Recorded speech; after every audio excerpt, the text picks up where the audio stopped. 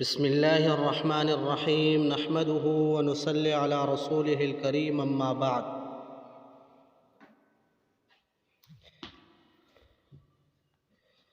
اصول حدیث علی منہج الحنفیہ، کل کے درس میں ہم نے تأصیل القواعد عند الامام الاعظم ابی حنیفہ رحمہ اللہ تعالی، یعنی اصول حدیث کے وہ قواعد جو حضرت الامام صاحب سے ثابت شدہ ہے۔ آج تأصیل القواعد عند الامام ابی یوسف رحمہ اللہ تعالی، امام ابو یوسف رحمہ اللہ تعالی سے کون سے قواعد ثابت ہے؟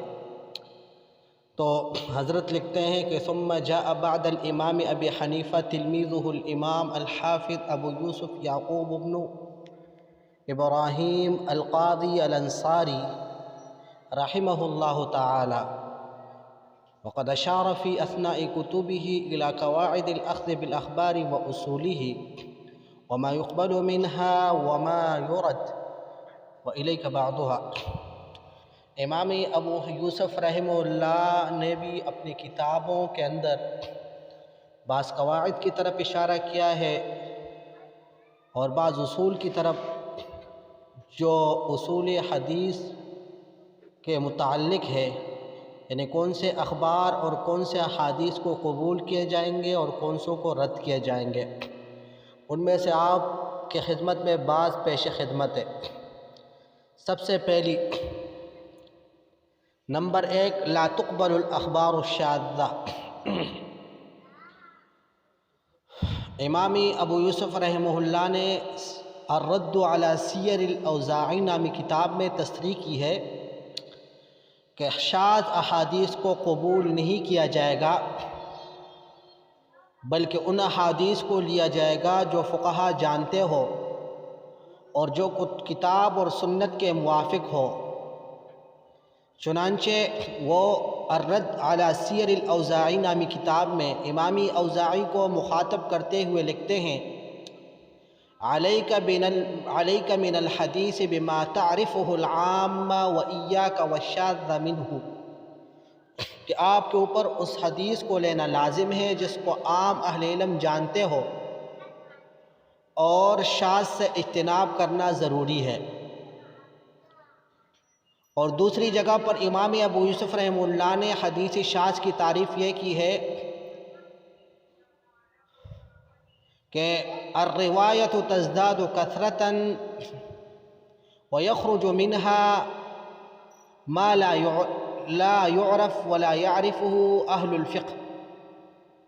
یعنی کثرت کی وجہ سے روایت میں اضافہ ہوتا ہے اور اس سے نکل جاتی ہے وہ روایت جو غیر معروف ہو اور جس کو اہل علم اور اہل فقہ نہ جانتے ہوں،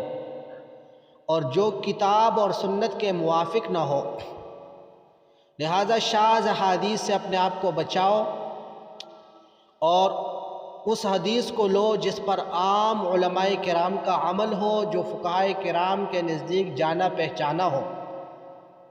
اور جو کتاب اور سنت کے مطابق ہو۔ تو اس عبارت کے اندر امام ابو یوسف رحمہ اللہ نے شاذ حدیث کی تعریف وہ کی ہے کہ وہ حدیث جو کتاب اللہ اور سنت رسول اللہ صلی اللہ علیہ وسلم کے خلاف ہو، یعنی کتاب اور سنت ثابتہ کے خلاف ہو، اور فقہاء کرام اس کو نہیں جانتے اور اس پر عمل نہیں کرتے، تو یہ شاذ۔ اصل میں محدثین کے نزدیک شاذ کس کو کہا جاتا ہے؟ خبر الثقۃ الذی خالف عمن هو اوثق منہ، کہ ثقہ اپنے سے اوثق کی مخالفت کر لے۔ ایک ثقہ راوی ہے، دوسرا اوثق راوی ہے، ثقہ راوی نے اوثق کی مخالف حدیث روایت کی تو ثقہ راوی کی روایت کو شاذ کہا جاتا ہے، اور متاخرین حنفیہ نے بھی یہی تعریف کی ہے۔ لیکن حضرات حنفیہ کے نزدیک شاذ ایک دوسرے معنی پر بھی استعمال ہوتا ہے، جس کی طرف امامی ابو یوسف رحمہ اللہ تعالیٰ نے اشارہ کیا، اور وہ یہ ہے کہ ہر وہ حدیث جو قرآن کریم سنت ثابتہ کے خلاف ہو اور جس کو حضرات فقہائے کرام نہ جانتے ہوں وہ حدیث شاذ کہلاتی ہے۔ لہٰذا کئی کبار ائمہ حنفیہ، امام ابو یوسف عیسیٰ ابن ابان، امام ابو بکر جساس، ابن عابدین اور علامہ کوثری رحمہم اللہ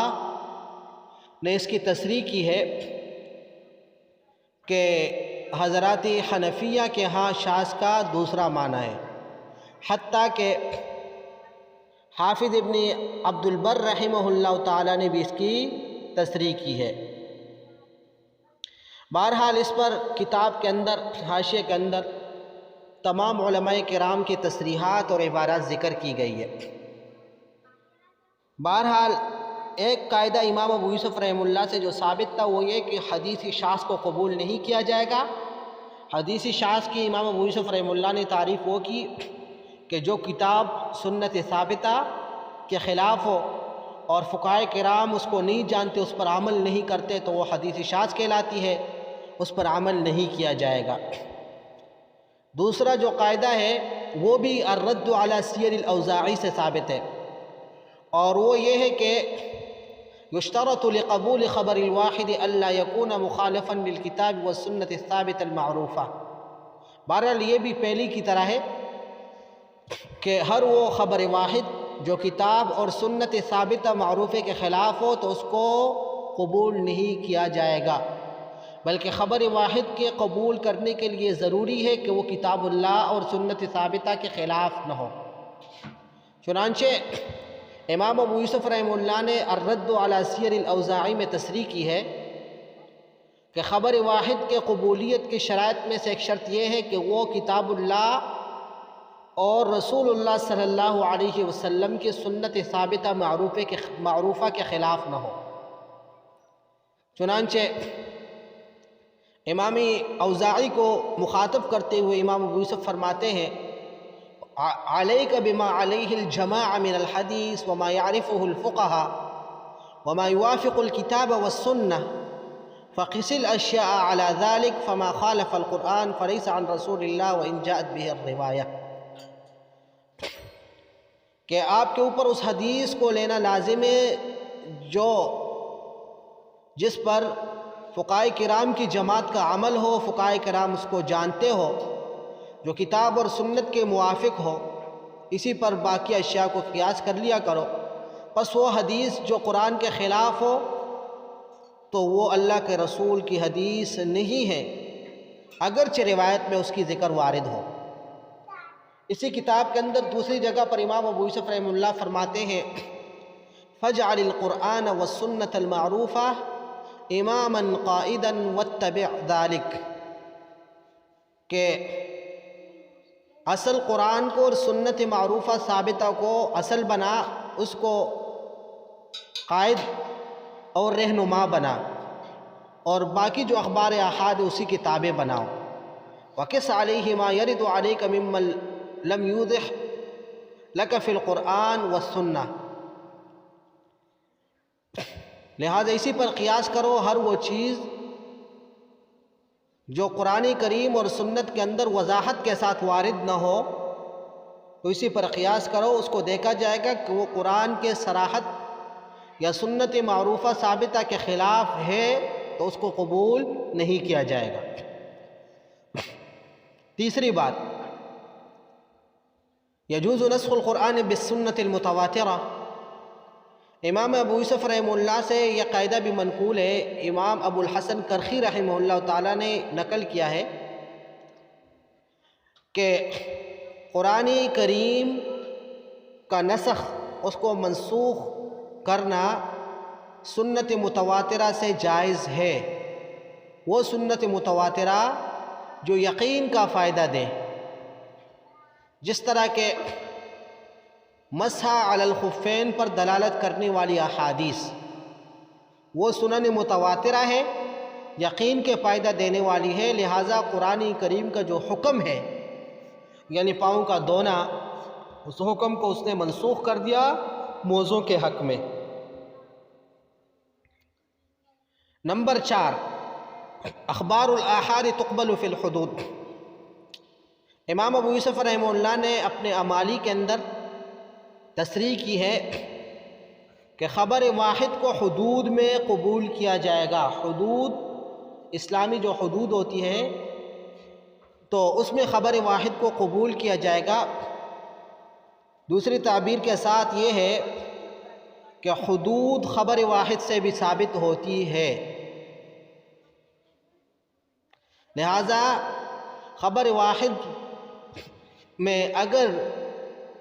کسی حد کا ذکر ہو تو حد کا ثبوت خبر واحد سے ہوتا ہے، امام ابو یوسف رحمہ اللہ فرماتے ہیں۔ پانچواں اصول، اقوال الصحابۃ حجت، صحابہ کرام کے اقوال حجت ہے۔ چنانچہ امام ابو یوسف رحمہ اللہ نے کتاب الخراج کے اندر تصریح کی ہے کہ صحابی کا قول بعد والے مجتہدین کے لیے حجت ہوتا ہے۔ چنانچہ کتاب الخراج کے فصل فیما یخرج من البحر کے اندر امام ابو یوسف رحمہ اللہ فرماتے ہیں کہ جو چیز سمندر سے نکلی ہو، امام ابو حنیفہ اور امام ابن ابی لیلہ رحمہ اللہ فرماتے ہیں کہ لیس فی شیء من ذلک شیء، کہ سمندر سے نکلنے والی چیز کے اندر کوئی چیز واجب نہیں ہوتی، خمس وغیرہ، لأنہ بمنزلۃ السمک، اس لیے کہ وہ مچھلی کی طرح ہے۔ اما انا فانی ارا فی ذلک الخمس، لیکن میری رائے یہ ہے کہ اس کے اندر خمس واجب ہوگا، اور باقی جو 4 اخماس ہیں تو وہ جس نے نکالی ہو اسی کے ہوں گے، اور 1 خمس ادا کرنا اس کے اوپر واجب ہوگا۔ اب امام ابو یوسف رحمہ اللہ اپنے اس قول پر دلیل صحابی کا قول ذکر کرتے ہیں، لأن قد روینا فیہ حدیثا عن عمر بن الخطاب رضی اللہ تعالی عنہ ووافقہ علیہ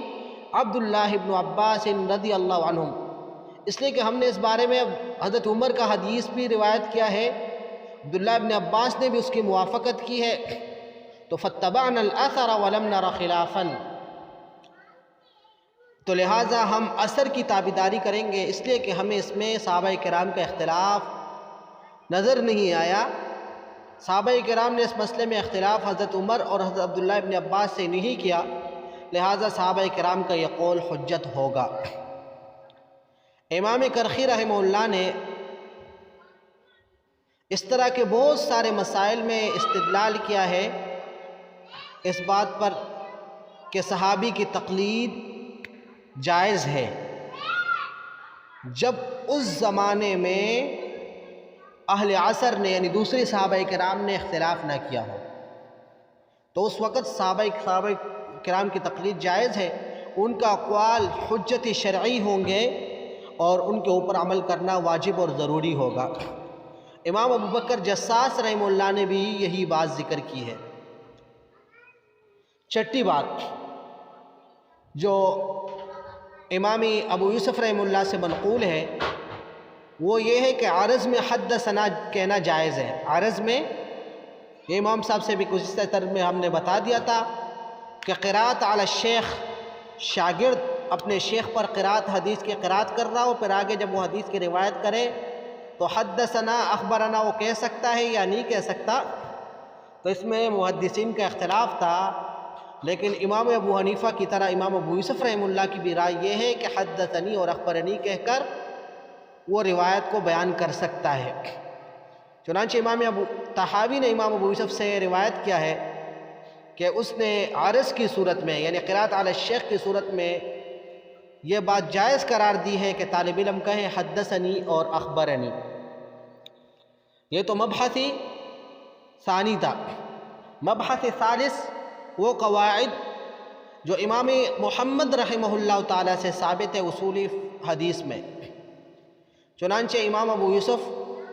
اور امام ابو حنیفہ کے بعد الامام حافظ المجتہد اللغوی محمد بن الحسن الشیبانی رحمہ اللہ تعالیٰ آئے اور اس نے بہت ساری کتابوں کے اندر اپنا علم پھیلا دیا، خصوصاً ان کا نفع بخش کتاب الحجہ علی اہل المدینہ، اس میں اصول حدیث کے کثیر قواعد کی طرف اشارات ملتے ہیں، لیکن چونکہ خفا کی وجہ سے، غموض کی وجہ سے، دقت کی وجہ سے اس سے قواعد کا استخراج مشکل ہے۔ لہٰذا آپ کی خدمت میں 5 قواعد پیش خدمت ہے، جس کی امام محمد رحمہ اللہ نے تصریح کی ہے۔ نمبر 1، لا حظ للقیاس امام الاثر، کہ اثر کے سامنے قیاس کی کوئی گنجائش نہیں ہے۔ چنانچہ امام محمد رحمہ اللہ نے کتاب الحجہ کے کثیر جگہوں میں یہ تصریح کی ہے کہ نص اور اثر کے سامنے قیاس حجت نہیں ہوتی۔ چنانچہ ایک جگہ فرماتے ہیں والآثار فی ھذا کثیرا، کہ اس بارے میں بہت ساری آثار وارد ہیں، وھذا الامر المجتمع علیہ، یہ اجتماعی امر ہے، لا اختلاف بین الفقہاء فیہ الا من قال برأیہ، فقہائے کرام کے درمیان اس میں کوئی اختلاف نہیں ہے مگر وہ جو اپنی رائے پر عمل کرے، وَنَبَذَ الْآثَارَ خَلْفَ ظَهْرِهِ، اور پیٹھ پیچھے آثاری اور احادیث کو پھینک دے۔ تو اس سے یہ معلوم ہو گیا کہ امام محمد رحمہ اللہ یہ کہنا چاہتے ہیں کہ اثر اور نص کے سامنے قیاس حجت نہیں ہوتا، لہذا خبر واحد قیاس پر مقدم ہوگا۔ چنانچہ امام محمد رحمہ اللہ حدیث پر شدت سے عمل کرتے تھے، تو شدت سے عمل کرنے کی وجہ سے بہت ساری جگہوں میں امام محمد رحمہ اللہ نے اپنے شیخ یعنی امام ابو حنیفہ رحمہ اللہ کے قول بھی چھوڑے ہیں، حالانکہ ساری زندگی حضرت امام ابو حنیفہ کے ساتھ رہے، ان کے علم کو پھیلایا، اپنے کتابوں کے اندر قلم بند کیا، لیکن اس کے باوجود کئی جگہوں میں امام ابو حنیفہ کے ساتھ اختلاف کیا ہے۔ چنانچہ ان جگہوں میں سے ایک جگہ یہ ہے کہ ایک جگہ میں امام محمد فرماتے ہیں وَلَكِنَّ قَوْلَ أَهْلِ الْمَدِينَةِ الْآخِرِ أَحَبُّ إِلَيْنَا مِنْ قَوْلِهِمُ الْأَوَّلِ وَمِنْ قَوْلِ إِبْرَاهِيمَ النَّخَعِي وَأَبِي حَنِيفَةَ،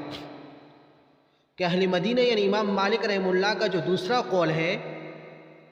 یہ ہمیں زیادہ پسند ہے ان کے قول اول سے، امام ابراہیم نخعی کے قول سے اور امام ابو حنیفہ رحمہ اللہ کے قول سے۔ تو گویا کہ یہاں پر امام مالک کا قول اختیار کیا ہے امام محمد رحمہ اللہ نے قول آخر، اور امام ابراہیم نخعی اور ابو حنیفہ رحمہ اللہ کا قول چھوڑ دیا ہے۔ وجہ لِأَنَّهُ أَمْرٌ جَاءَ فِيهِ الْآثَارِ، اس لیے کہ یہ ایک ایسا معاملہ ہے جس میں آثار اور احادیث وارد ہے۔ تو یہ نص یعنی یہ عبارت اس بات پر دلالت کرتی ہے کہ احادیث نبویہ پر امام محمد شدت کے ساتھ عمل کیا کرتے تھے، اور جہاں پر بھی وہ حق پاتے تو اس پر اس کی اتباع کرتے، اس کے اندر مذہبی تعصب موجود نہیں تھا۔ اسی لیے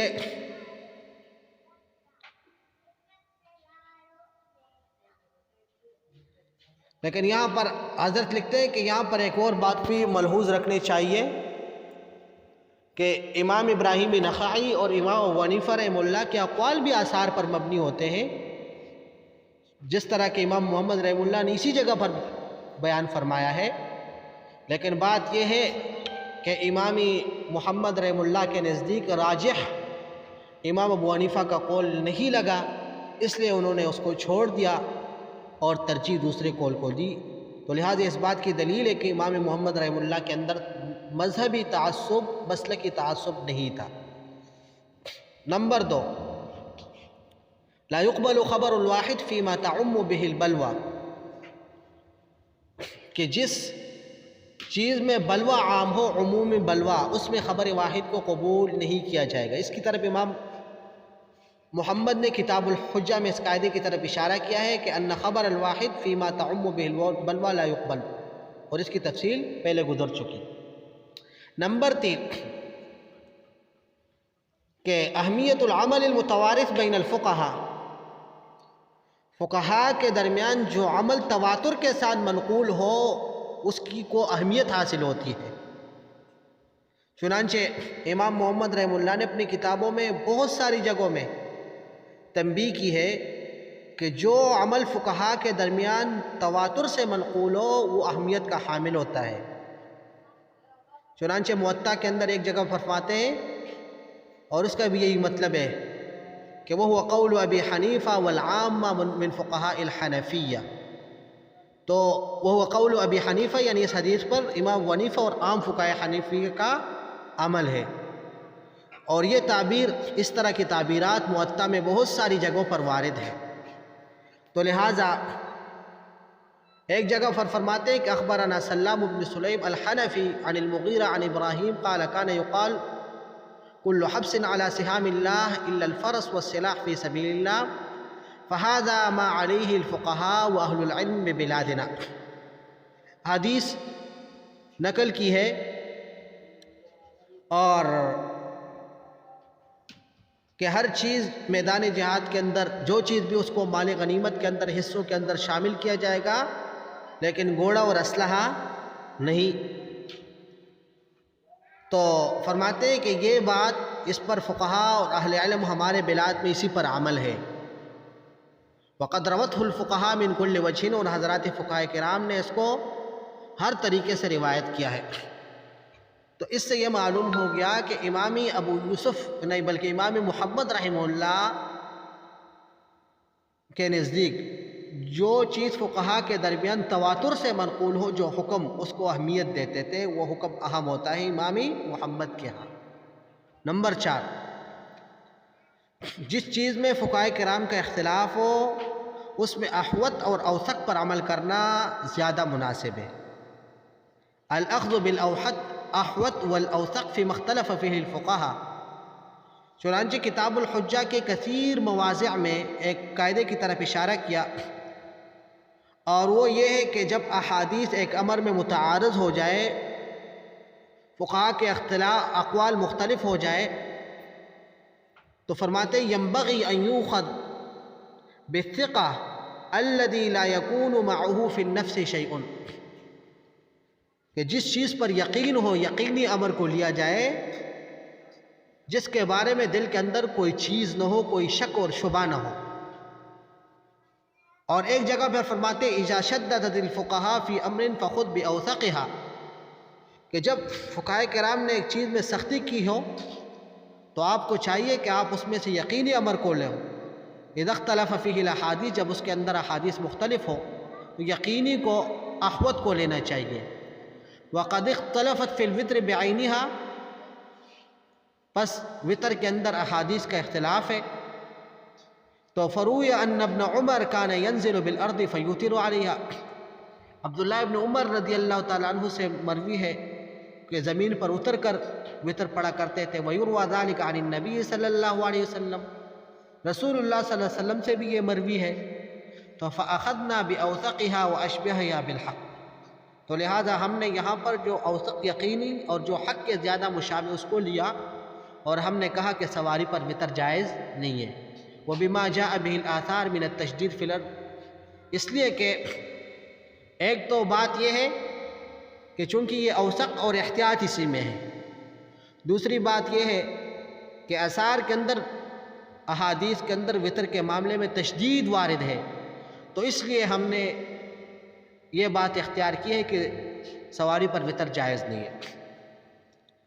ایک جگہ پر امام محمد فرماتے ہیں کہ ایک آدمی نے جب کہا کل مال لی فی سبیل اللہ، کہ میرا سارا مال اللہ کے راستے میں،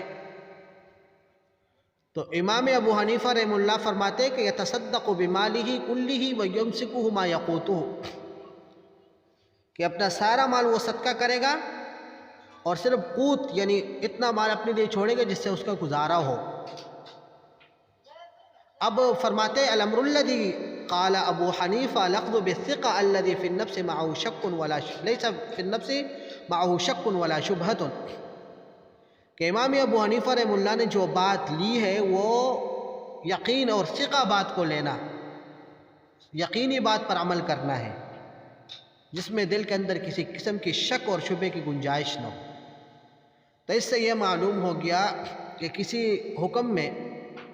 احادیث متعارض ہو، حضرات فقہائے کرام کے اقوال کے اندر اختلاف ہو، تو مناسب یہ ہے کہ جو چیز یقینی ہو اس کو لیا جائے، اور جس چیز کے اندر احتیاط ہو اسی پر عمل کیا جائے۔ یہ امامی محمد رحمہ اللہ نے تصریح کی ہے۔ نمبر 5، وہ پرانا قاعدہ ہے کہ یشترط لقبول خبر الواحد اللہ یخالف کتاب اللہ، کہ خبر واحد کی قبولیت کے لیے ضروری ہے کہ وہ کتاب اللہ کے مخالف نہ ہو۔ امام ابو یوسف سے بھی یہی مروی ہے، جس طرح کہ پہلے بتا دیا میں نے۔ چنانچہ حافظ ابو نعیم الاصفہانی، حافظ ابن عساکر نے امام محمد ابن الحسن الشیبانی اور امام محمد ابن ادریس الشافعی رحمہم اللہ کے درمیان مناظرہ ذکر کیا ہے، اور اس مناظرے کے اندر امام محمد نے اہل مدینہ پر طعن کیا ہے۔ تو امام شافعی نے امام محمد سے پوچھا ہے کہ آپ کی طعن سے کیا مراد ہے؟ شہر پر طعن کرنا مراد ہے یا اہل شہر پر؟ امام محمد نے فرمایا معاذ اللہ ان اطعن علی احد منہم او علی بلدتہ، میں اس بات سے اللہ کی پناہ مانگتا ہوں کہ میں شہر میں کسی کے اوپر، اہل شہر میں کسی کے اوپر طعن کروں یا شہر کے اوپر۔ وَإِنَّمَا أَطْعَنُ عَلَى حُكْمٍ مِّنْ أَحْكَامِهِ، میں تو جو اعتراض کرتا ہوں، طعن کرتا ہوں، تو ان شہر والوں کے یا اس شہر کے ایک حکم پر۔ تو امام الشافعی نے فرمایا کہ وہ کون سا حکم ہے؟ تو امام محمد نے فرمایا الیمین مع الشاہد، گواہ کے ساتھ قسم۔ تو یہ مشہور مسئلہ ہے حضرات حنفیہ کے نزدیک، یمین مع الشاہد درست نہیں ہے۔ امام شافعی نے فرمایا کہ وَلِمَ طَعَنْتَ، آپ یمین مع الشاہد کی وجہ سے کیوں اعتراض کر رہے ہیں؟ تو فرمایا فَإِنَّهُ مُخَالِفٌ لِكِتَابِ اللَّهِ، یہ کتاب اللہ کے مخالف ہے۔ تو بہرحال یہاں پر مخصوص صرف اتنا ہے کہ وہ حدیث یعنی یمین مع الشاہد خبر واحد کے اندر وارد ہے، لیکن امام محمد یہ کہنا چاہتے کہ کتاب اللہ کے مخالف ہے، لہٰذا وہ حدیث جو کتاب اللہ کے مخالف ہو اس کو قبول نہیں کیا جائے گا۔ پھر دونوں کا حافظ ابن عساکر اور امام ابو نعیم اصفہانی رحمہ اللہ نے تفصیل کے ساتھ طویل مناظرہ ذکر کیا ہے حدیث مذکور کے متعلق، اور دوسری حدیث لا وصیۃ لوارث۔ تو امام محمد رحمہ اللہ کے نزدیک یہ دونوں احادیث قرآن کے خلاف ہے، اس لیے فرماتے ہیں کہ اس پر عمل نہیں کیا جائے گا۔ اس مناظرے سے یہ بات نکلتی ہے کہ امام محمد رحمہ اللہ کے نزدیک خبر واحد کے قبولیت کے لیے ضروری ہے کہ وہ کتاب اللہ کے مخالف نہ ہو، جس طرح کہ ان کے شیخین یعنی امام ابو حنیفہ اور امام یعقوب ابو یوسف رحمہ اللہ کا مذہب تھا۔ نمبر 6، عرض میں حدثنا کا جواز۔ تو یہ بھی امام ابو حنیفہ رحمہ اللہ سے بھی، امام ابو یوسف رحمہ اللہ سے بھی اور امام محمد رحمہ اللہ سے بھی کہ قرات علی الشیخ کی صورت میں حدثنی اور اخبرینی کہنا طالب علم کے لیے جائز ہے۔ آج کے لیے اتنا ہی کافی۔ وآخر دعوانا ان الحمد للہ رب العالمین۔ السلام علیکم۔